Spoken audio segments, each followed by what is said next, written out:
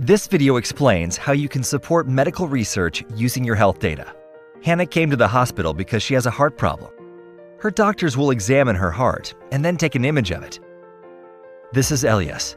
He has been ill for some time and undergoes regular examination at the hospital.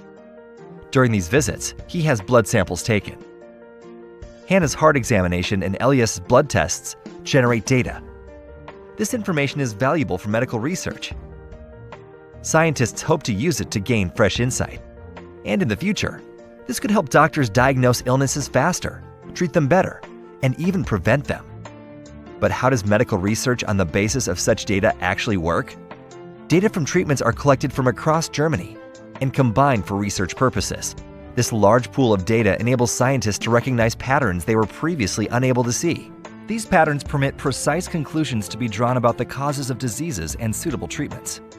But researchers are only allowed to use this data if Elias and Hannah agree. So Elias and Hannah are asked if their data may be used for this purpose.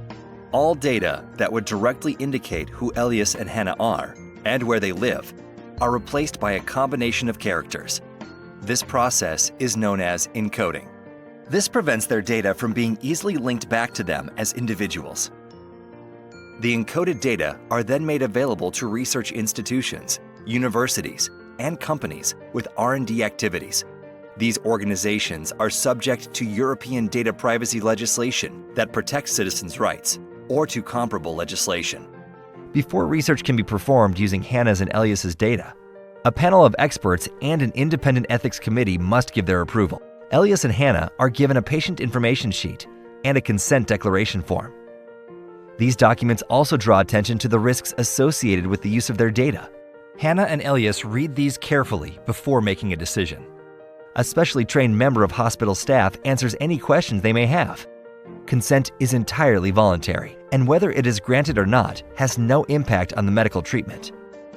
But it is not just the hospital, but also Hannah's and Elias's health insurers that have data that could help better identify the causes of illness. Hannah and Elias can agree to this data too, being employed for research. Elias can also consent to his blood samples being used in medical research. Blood is a biological material and can be examined in a number of ways. For example, it is possible to perform standard lab tests, identify pathogens, and analyze genetic data. Hannah and Elias can decide whether they are willing to be contacted if the researchers have follow-up questions or find potential indications of other illnesses. If so, they will be told by hospital staff and no one else. With Hannah's and Elias's consent, their treatment data can be collected for research work for the next 5 years. After this period, Elias and Hannah are asked to renew their consent. Hannah's and Elias's data are stored for 30 years.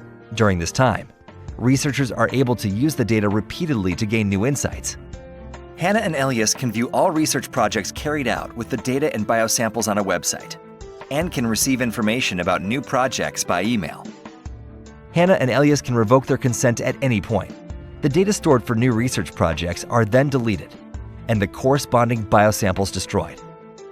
Medical research can harness Hannah's and Elias's data to better recognize diseases and to develop new treatment. Scientists hope that this will allow them to provide better, faster help to many patients throughout Germany. For further information, please visit our website